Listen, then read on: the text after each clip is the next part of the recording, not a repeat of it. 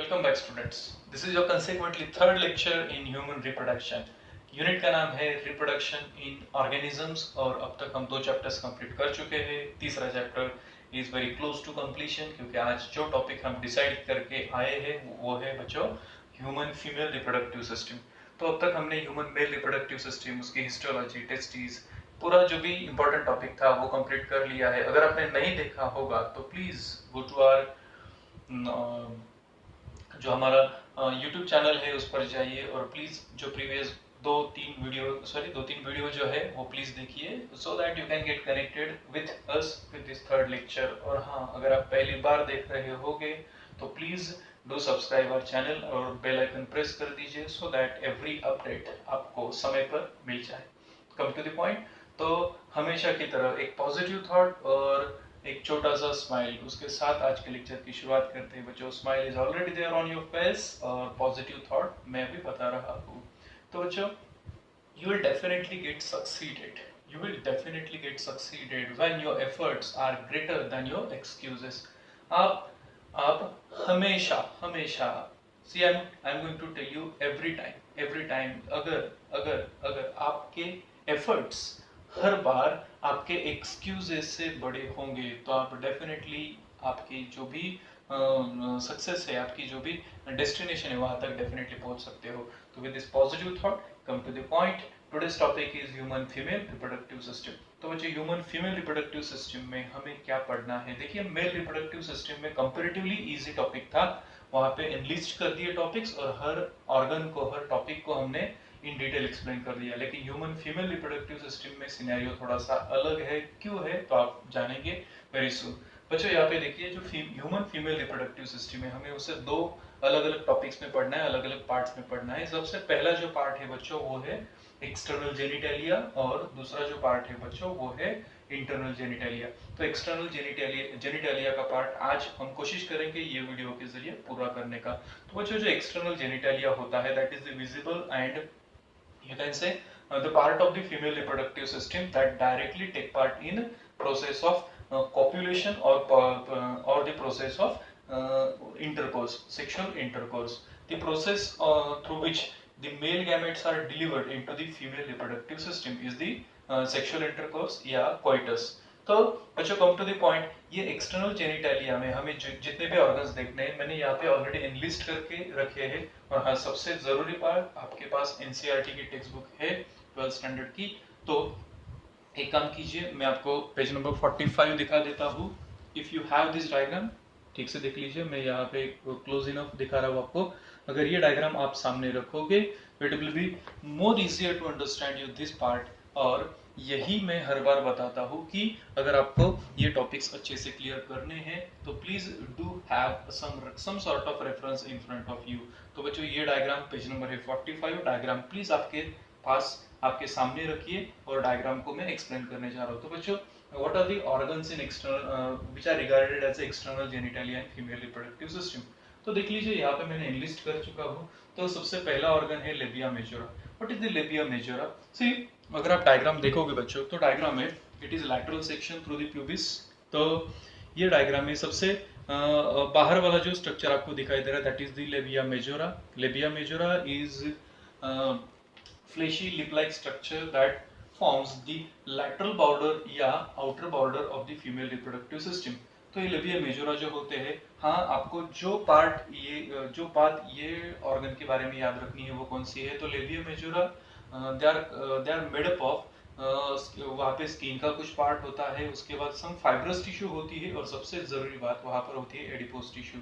तो हाँ, अगर ये एनाटॉमिकली हम कंपेयर करेंगे तो ह्यूमन मेल रिप्रोडक्टिव सिस्टम में जो स्क्रॉटम होता है उससे होमोलोगस होता है। होमोलोगस ऑर्गन और एनालोगस ऑर्गन क्या होते हैं ये आप 10th स्टैंडर्ड में पढ़ चुके हो। अगर नहीं पढ़ चुके होगे तो वेरी सून हमारे कुछ ऐसे भी लेक्चर्स होंगे जहाँ पर हम वो क्लियर कर देंगे। लेकिन right now I don't want to explain you homologous and analogous. मैं सिर्फ इतना ही बताना चाहता हूँ कि जो लेबिया मेजोरा होती है that is homologous to human male scrotum. Human male reproductive system में जो स्क्रॉटम होता है, स्किन का फॉर्म भी वही होता है, उसका फंक्शन भी वही होता है और अपीयरेंस भी वैसा ही होता है। Move to next part. जो दूसरा है बच्चों वो है लेबिया माइनोरा। डायग्राम में अगर आप देखोगे तो labia minora are hidden inside the labia majora. और लेबिया माइनोरा के बारे में आपको दो तीन इंपॉर्टेंट चीजें कौन सी पता होनी चाहिए एनाटॉमिकली, तो वो मैं पहले बता देता हूँ। तो जो लेबिया माइनोरा होती है, these are also fleshy but comparatively thinner lip like structures। और वो जो वेस्टिब्यूल होता है, जो हमें पूरा ये देखना है, स्ट्रक्चर होता है वेस्टिब्यूल। तो वेस्टिब्यूल का पूरा जो बॉर्डर होता है, लैटरल बॉर्डर, वो फॉर्म करता है लेबिया माइनोरा। लेबिया माइनोरा जो होते हैं वो लेबिया माइनोरा अगर मैं ड्रॉ करके आपको दिखाऊं तो comparatively I can show you, उसमें दो इंपॉर्टेंट पार्ट जो आपको पूछे जाते हैं वो मैं एक्सप्लेन कर देता हूँ। उसकी जो एंटीरियर इंटरसेक्शन पॉइंट होता है और पोस्टीरियर इंटरसेक्शन पॉइंट होता है, उनको स्पेशली कुछ नाम दिए जाते हैं। तो जो एंटीरियर ये होता है मीटिंग पॉइंट होता है, जहाँ पे दोनों लेबिया मेजोरा मीट करते हैं, एक दूसरे के साथ इंटरसेक्ट होते हैं। At that point there is the clitoris, there is clitoris. Clitoris क्या होता है, very soon will study about it. और जो नीचे वाला बॉर्डर होता है बच्चों, posterior border which is very close to the anus, anal opening, तो ये जो होता है इसे कहा जाता है बच्चों फॉर्चिट, फॉर्चिट। तो इसके बारे में बहुत बार पूछा गया है, सो बी प्रिपेयर्ड विद दिस कि लेबिया माइनोरा जो वेस्टिब्यूल होता है उसका उसका पूरा बॉर्डर फॉर्म कर देता है, और इसका एंटीरियर मीटिंग पॉइंट जो होता है, इंटरसेक्शन पॉइंट, वहां पे होता है क्लाइटोरिस। और जो नीचे वाला पॉइंट होता है समवॉट सर्कुलर सी शेप्ड स्ट्रक्चर इज देयर, तो क्लियर कट ऐसा मीटिंग पॉइंट तो है जिसे हम कहते हैं फॉर्चिट। तो लेबिया माइनोरा के बाद बढ़ते हैं नेक्स्ट और थर्ड पार्ट के पार्ट। बच्चों ये जो पार्ट है इसे कहा जाता है mons pubis. What is mons pubis? अगर आप डायग्राम में देखोगे, I can show you, please look at here. तो ये लेबिया मेजोरा है, ये लेबिया माइनोरा है। ये जो पार्ट आपको दिखाई दे रहा है बच्चों, this part is called as a mons pubis. Mons pubis is nothing but, हाँ, ये डायग्राम में आपको एक चीज और देखनी है। ये जो येलो कलर का जो आपको शेडेड स्ट्रक्चर दिखाई दे रहा है पूरा फीमेल रिप्रोडक्टिव सिस्टम में, this part is nothing but the structure that contains so much quantity of adipose tissue या ह्यूमन फैट जो होता है ना, वो जहाँ पे होता है वैसे स्ट्रक्चर है। तो मॉन्स प्यूबिस जो होता है, mons pubis is you can say it is elevated structure above the labia majora। क्या फंक्शन होता है इसका? It is basically, you can से इट इज बेसिकली जिसका उसका कंटेंट जो होता है वो होता है एडिपोज टिश्यूज में बहुत सारे फैट्स होते हैं। और हाँ, सबसे जरूरी बात, ये एनाटॉमिकली जो प्यूबिक सिम्फाइसिस होता है, प्यूबिक सिम्फाइसिस, हाँ, आप ह्यूमन स्केलेटन चैप्टर में पढ़ चुके होंगे, अगर नहीं आपको याद है तो प्लीज गो देयर और थोड़ा सा रिकॉल कीजिए कि प्यूबिक सिम्फाइसिस क्या होता है। तो प्यूबिक सिम्फाइसिस का जो जॉइंट होता है, ये जॉइंट के एग्जैक्टली ऊपर होता है mons pubis which is rich with human fats या एडिपोज टिश्यू। तो हाँ, ये जो मॉन्स प्यूबिस है, ये mons pubis it is externally covered by skin and it is rich with hairs that is called as a pubic hairs. Come to the point, next organ है उसका नाम है बच्चों क्लाइटोरिस। तो अबाउट द क्लाइटोरिस, जैसे मैंने इसके बारे में कहा था, लेबिया मेजोरा के बारे में कहा था, it is homologous to human reproductive system में जो स्क्रॉटम होता है उसकी स्किन से वो होमोलोगस होता है। वैसे ही ये जो क्लाइटोरिस होता है बच्चों, ये फीमेल रिप्रोडक्टिव सिस्टम का ऐसा ऑर्गन है जो मेल रिप्रोडक्टिव सिस्टम के पेनिस से होमोलोगस होता है।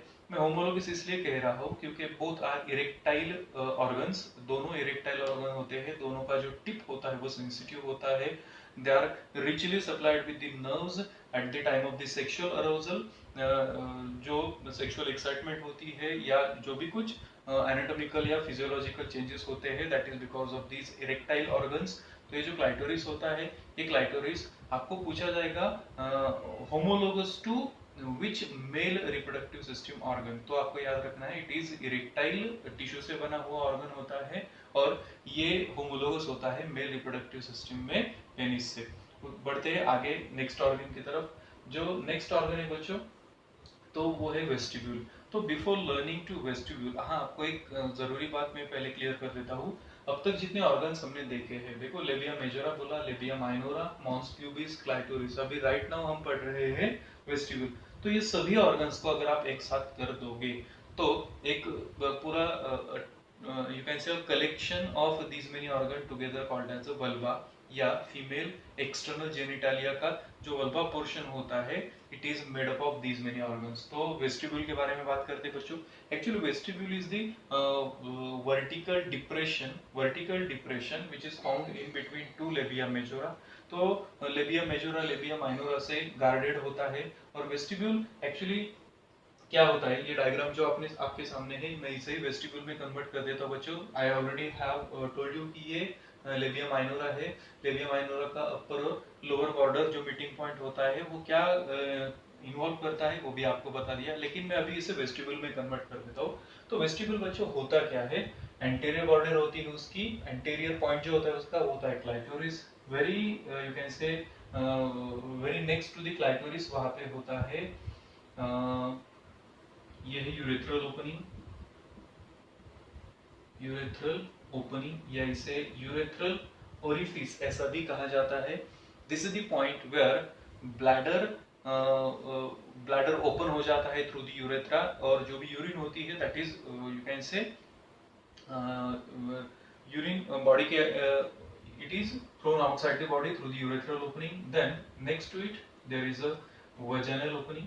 तो ये जो vaginal opening होती है, ये vaginal opening it serve as a copulatory space as well as it act as a birth place या birth canal जैसा काम करता है।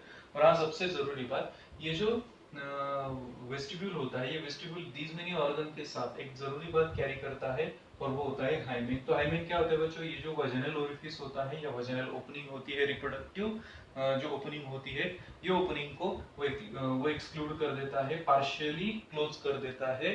और पार्शियली क्लोज करने के बाद जो भी स्ट्रक्चर आपको दिखता है अभी यहाँ पे, ये पूरा स्ट्रक्चर जो है बच्चों इसे कहा जाता है वेस्टिब्यूल। तो वेस्टिब्यूल कोई एक पर्टिकुलर ऑर्गन नहीं है, vestibule is the space which is made up of 2 to 3 different organs. तो कौन कौन से ऑर्गन्स यहाँ पे आते हैं ये मैंने एक्सप्लेन कर दिया है आपको। एनाटॉमिकली आपको कौन से ऑर्गन की क्या इंपॉर्टेंस होती है बस इतना ही याद रखना है। And most important thing what is the function of that part in female reproductive system.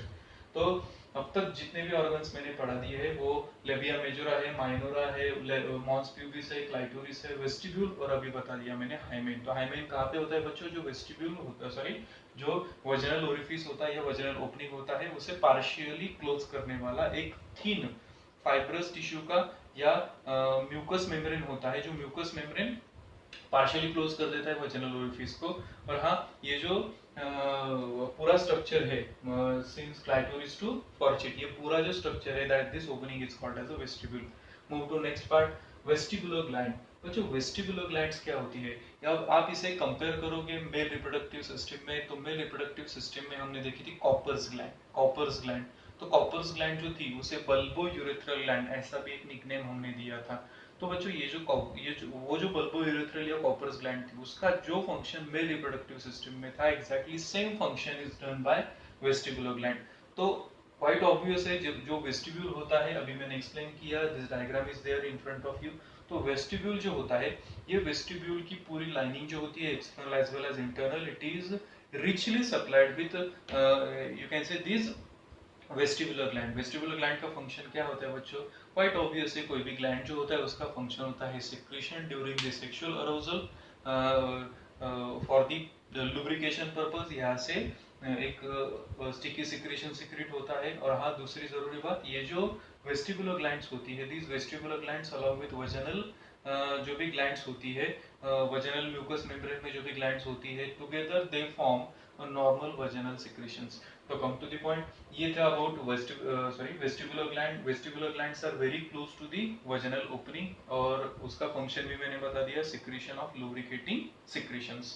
तो नेक्स्ट जो ऑर्गन है एक्सटर्नल जेनिटालिया में, जो हमारा ये एक्सटर्नल जेनिटालिया का लास्ट पार्ट है बच्चों, वो है ब्रेस्ट्स।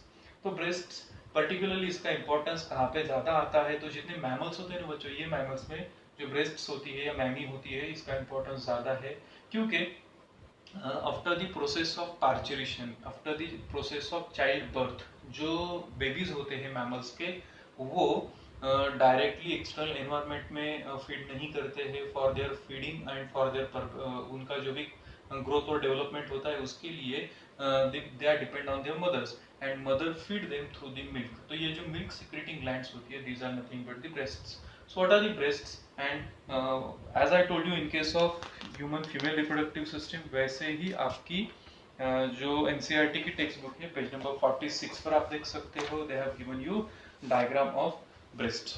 तो इन शॉर्ट हम एक्सप्लेन कर देते हैं। अगर आप डायग्राम को अच्छी तरह से देखोगे तो आपको समझ में आ जाएगा।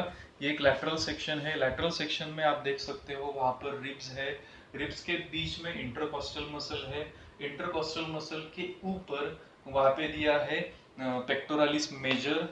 मैं आपको दिखा देता हूँ, पेक्टोरालिस मेजर मसल्स है होती है, ये देखो ये मसल है पेक्टोरालिस मेजर। उसके बाद ये पूरा जो स्ट्रक्चर होता है it is richly supplied with richly filled with fats, जो हम एडिपोज टिश्यू में पढ़ चुके हैं। 11th स्टैंडर्ड में जो एडिपोज टिश्यू पढ़ी थी वहां पे हमने पढ़ा था। उसके बाद सबसे जरूरी बात क्या होती है बच्चों, तो ये एक पेंडुलस राउंडेड स्ट्रक्चर है, पेक्टोरल रीजन में होता है, वेंट्रल साइड में। तो ventral side is the front side of the human body, pectoral region मतलब the chest region of the human body. तो उसमें होता है पेंडुलस, मतलब they are somewhat you can say suspended from pectoral region towards the abdomen. और हाँ, एक important part कौन सा है उसके एनाटॉमी में आपको दिखाई देता है बच्चों कि यहाँ पे बहुत सारे मेमोरी लोब्स होते हैं। मेमोरी लोब्स का मतलब क्या होता है? यूजुअली अगर आप बायोलॉजी हिस्टोलॉजी के पॉइंट ऑफ व्यू पढ़ोगे तो आपको समझ में आता है कि कोई भी ऑर्गन, चाहे वो छोटी सी ग्लैंड क्यों ना हो, प्रोस्टेट जैसी या पिट्यूटरी हो, व्हाटएवर इट मे बी, या ब्रेन हो, तो वो पूरा जो स्ट्रक्चर होता है वो structure as a single structure कभी भी नहीं होता है, वो डिवाइडेड होता है छोटे छोटे स्ट्रक्चर्स में, जिसे हम कहते हैं लोब्स या लोब्यूल्स।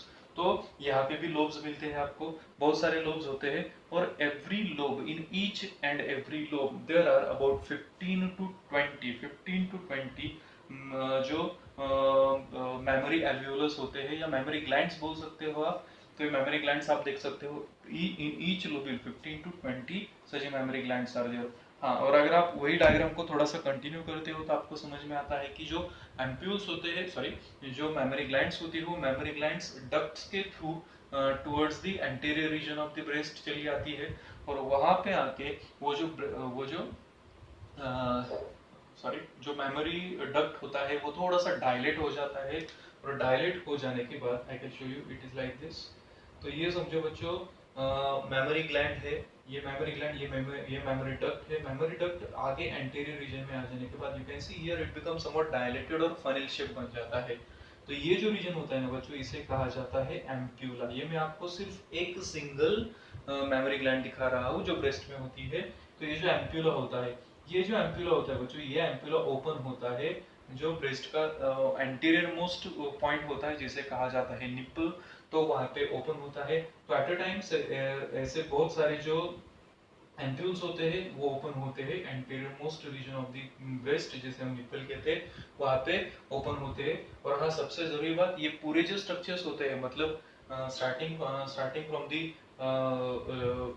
चाहे वो लोब्स हो, चाहे वो ग्लैंड्स हो, चाहे वो एम्प्यूला हो, व्हाटएवर इट मे बी, ये जितने भी ऑर्गन्स होते हैं ये सभी अंडर द इन्फ्लुएंस ऑफ दो हार्मोन्स के काम करते हैं। और वो दो हार्मोन्स कौन से हैं आप भी खोजिए, मैं आपको eight the end of this topic बता देता हूँ। और वो दो जो हार्मोन्स होते हैं, वो दो हार्मोन्स होते हैं प्रोलैक्टिन, और दूसरा हार्मोन होता है, प्लीज आप खोजिए, आपके टेक्स्ट बुक में दिया गया है। स्पून फीडिंग की एक्सपेक्टेशन मत रखिए। हाँ, शायद आपने आंसर भी कर किया होगा, मैं मेरी तरफ से रिप्लाई दे देता हूँ। एक तो प्रोलैक्टिन है, दूसरा आपको प्लीज फाइंड आउट करना है, और यही लेक्चर के अलोंग विद दिस लेक्चर आपको वो खुद को एक्सप्लेन कर लेना है कि कौन से दो हार्मोन्स के अंडर ये सिक्रेशन ऑफ मिल्क का प्रोसेस होता है।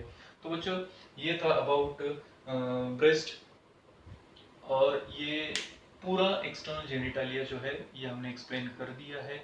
तो ये था about external genitalia in female reproductive system. तो साइमल्टेनियसली हमें जो नेक्स्ट टॉपिक पढ़ना है बच्चों, उसका नाम है इंटरनल जेनिटालिया। तो इंटरनल जेनिटालिया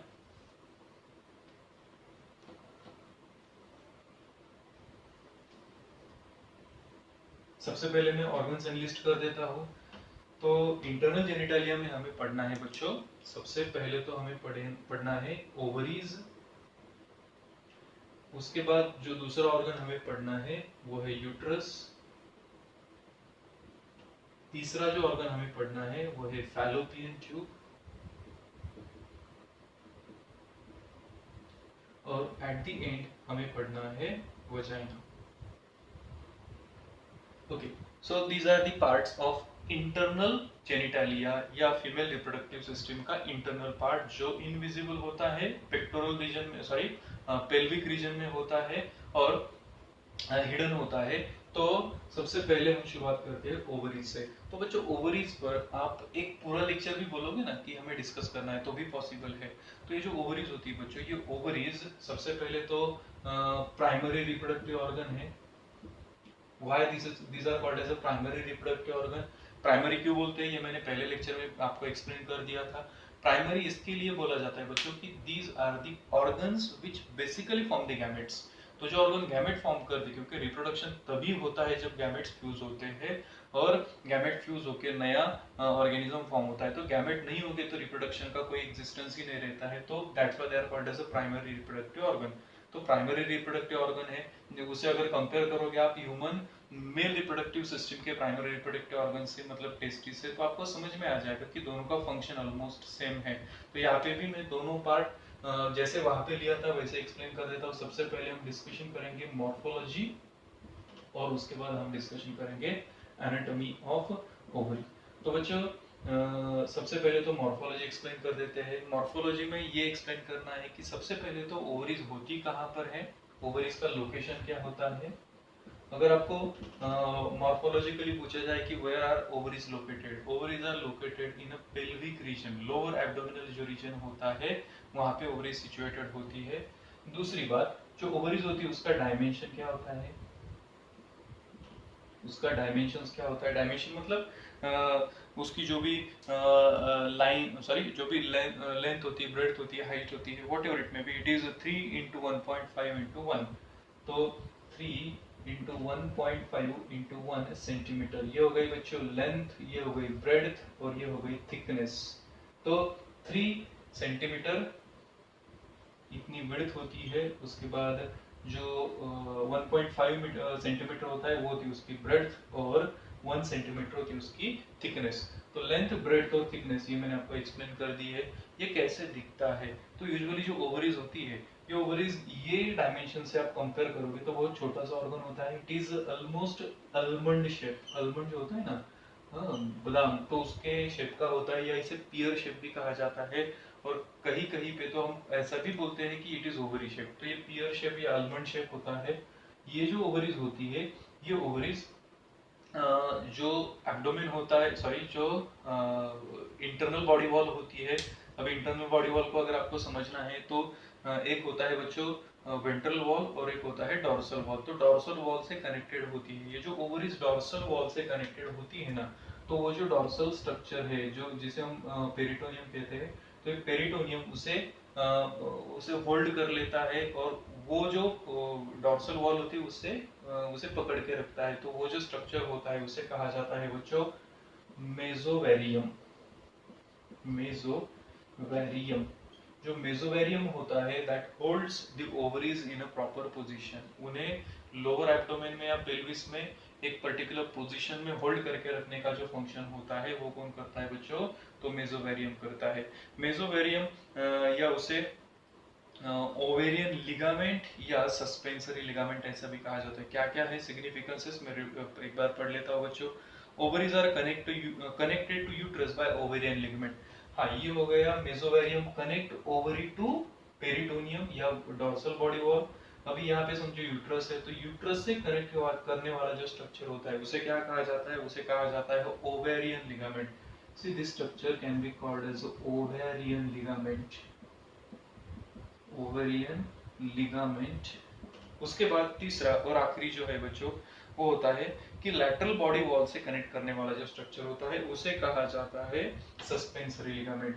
तो लैटरल बॉडी वॉल मतलब क्या, ये लैटरल साइड हो गई, यहाँ पे जो कनेक्शंस होता है इसे कहा जाता है, इसे कहा जाता है सस्पेंसरी लिगामेंट्स, सस्पेंसरी लिगामेंट्स। तो थोड़ा सा एक्सप्लेन कर देता हूँ बच्चों। जो ओवरी होती है वो abdominal position, sorry lower abdomen में होती है, पेल्विक रीजन में होती है। तो वो 3 अलग अलग सरफेसेस से, 3 अलग अलग कनेक्शंस के थ्रू पेल्विक रीजन में कनेक्टेड होती है। लेट इट बी ओवरी, थोड़ी देर मेरे हाथ को आप ओवरी समझ लीजिए। तो ये जो है ये ओवरी है, तो ओवरी डॉर्सल बॉडी वॉल से कनेक्ट होने के लिए एक पेरिटोनियम का लाइनिंग होता है, उसे बोला जाता है मेसोवेरियम।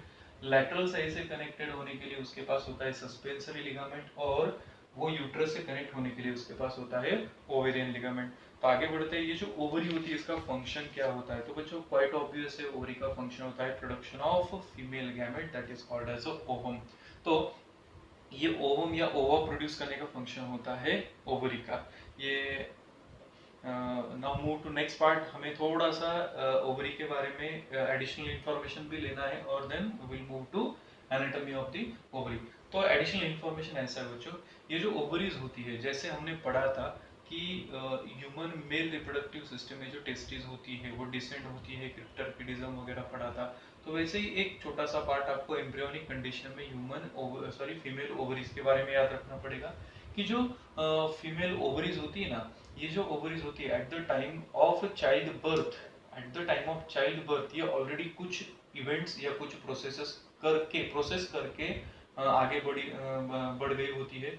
तो before the birth of the female child, ये जो ओवरी होती है ना, इसमें कुछ चेंजेस ऑलरेडी होने लगते हैं। तो कौन से चेंजेस होने लगते हैं बच्चों? तो आपने 10th स्टैंडर्ड की बुक में शायद पढ़ा होगा कि ये जो ओवरी होती है ना, इवन एम्ब्रियोनिक फीमेल चाइल्ड में ये जो ओवरी होती है, इसमें अप्रोक्सीमेटली 1 मिलियन, मैं अप्रोक्सीमेटली बोल रहा हूँ, बायोलॉजी में ऐसा कोई पर्टिकुलर नंबर नहीं होता है, तो अप्रोक्सीमेटली उसमें अराउंड 1 मिलियन इतने फॉलिकल्स होते हैं at the time of embryonic life. Female child के उसके मदर के वूम में जब वो एम्ब्रियोनिक लाइफ में होती है, तब उसके पास होते हैं अप्रोक्सीमेटली 1 मिलियन या 2 मिलियन प्रिमॉर्डियल फॉलिकल्स। तो ये जो oogonia होती है ना बच्चों, ये oogonia तभी पूरी तरह से इमेच्योर होती है क्योंकि वो चाइल्ड बर्थ ही नहीं हुआ है, और उसके बाद ये जो oogonia होती है ना, मतलब टोटली इमेच्योर्ड गैमेटिक सेल्स। तो ये जो सेल्स होती है ये eight the time of child birth, वो जो फीमेल चाइल्ड होती है वो जब पूरा एम्ब्रियो फिटस में डेवलप हो जाता है, एट दैट टाइम वो प्राइमरी oocyte में कन्वर्ट हो जाती है। तो प्राइमरी oocyte में कन्वर्ट होते वक्त around 6 months before the child birth, तो समझ लीजिए 3 महीने तक वो oogonia की कंडीशन में थी, और उसके बाद जो 6 month before the child birth होता है तब वो oogonia से कन्वर्ट हो जाती है प्राइमरी oocyte में। और प्राइमरी oocyte ये कंडीशन से जब वो चाइल्ड बर्थ हो जाता है, मतलब after the child birth till the age of puberty, तो वो प्राइमरी oocyte की कंडीशन में रहते हैं। At the time of puberty जब 11 to 15 के बिटवीन का जो एज ग्रुप होता है, at that time because of influence of some hormones like FSH and LH, estrogen, progesterone, ये सभी हार्मोन्स के इन्फ्लुएंस की वजह से क्या होने लगता है कि ये जो ओवरी में जो प्राइमरी फॉलिकल्स है, ये प्राइमरी फॉलिकल्स अभी मैच्योर होने लगते हैं। तो at the time of puberty जो होती है, at the time of puberty around 40,000 primary follicle या प्रीमोर्डियल फॉलिकल्स ओवरी में बचे हुए होते हैं। ये यहाँ पे मैं कौन सी चीज हाईलाइट करना चाहता हूँ बच्चों, तो जब 3rd मंथ ऑफ जेस्टेशन था, 3rd मंथ ऑफ यूट्रेन लाइफ था, तब थे अराउंड 2 मिलियन प्राइमरी फॉलिकल, जिसे हमने कहा था oogonia। Eight the time of you can से 6th मंथ ऑफ जेस्टेशन या प्रेगनेंसी, तब वो हो गए थे अराउंड 1 मिलियन, और उनका नाम था प्रीमोर्डियल फॉलिकल या प्राइमरी oocyte। उसके बाद जब वो प्यूबरिटी स्टेज तक आई तब थे वो सिर्फ 40,000।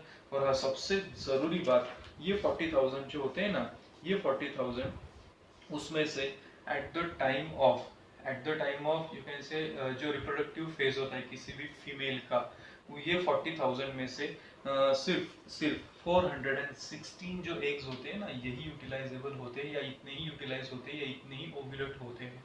कैसे? इसके लिए मैं आपको एक कैलकुलेशन बता देता हूँ। देखिए, डीजेनरेसी बहुत इंपॉर्टेंट होती है ओवरी में। डीजेनरेसी का मतलब क्या होता है बच्चों? जैसे आपने स्पर्म्स के बारे में पढ़ा होगा कि पर ejaculation few millions of sperms eject होते हैं, और उसमें से सिर्फ एक ही स्पर्म होता है जो फर्टिलाइजेशन की प्रोसेस करता है। तो वैसे ही यहाँ पे भी डीजेनरेसी है। क्यों डीजेनरेसी होती है? बिकॉज जो भी हेल्दी वाला जो ओवम होता है, मतलब गैमेट होता है, सिर्फ वही उसकी डेस्टिनेशन या पूरी ग्रोथ तक, फाइनल ग्रोथ तक अटेन होने के बाद फर्टिलाइजेशन की स्टेज तक पहुंचना चाहिए। इसीलिए ये डिजेनरेसी नेचर ने प्लान की है। तो डिजेनरेसी कितनी होती है बच्चों, मैंने बताया कि एट द एम्ब्रियोनिक लाइफ होते हैं 2 मिलियन से वो बन जाते हैं 1 मिलियन से वो सॉरी 2 मिलियन थे तब तो वो ओगोनिया थे, 1 मिलियन थे प्राइमरी फॉलिकल, उसके बाद वो बन गए 40,000 के कंडीशन में भी वो प्राइमरी फॉलिकल ही थे। बट जैसे कि मैंने बताया कि किसी भी फीमेल की लाइफ में हाउ मेनी फॉलिकल्स कैन ओव्यूलेटेड, वो अपनी डेस्टिनेशन तक कितने पहुंच पाते हैं 2 मिलियन में से, 2 मिलियन के 1 मिलियन के 40,000, तो कितने होते हैं बच्चों, अराउंड 416 एग्स ऐसा दिया गया है। तो कैसे ये मैं एक्सप्लेन कर देता हूँ आपको 416 कैसा। तो बच्चों डिस्कशन चल रहा है हमारा ओवरी और उसकी डिजेनरेसी के बारे में, सॉरी फॉलिकल के डिजेनरेसी के बारे में। तो ऐसा पकड़ लेते हैं कि एट द टाइम ऑफ जो प्यूबर्टी होती है उसका एक पर्टिकुलर एज पकड़ लो, एक अप्रोक्सीमेट एज पकड़ लो बच्चों की 13 ईयर है। और 13 ईयर से जो ये होता है at the time of life in lady, जहाँ पे वो पॉज हो जाता है, सॉरी स्टॉप कर दीजिए।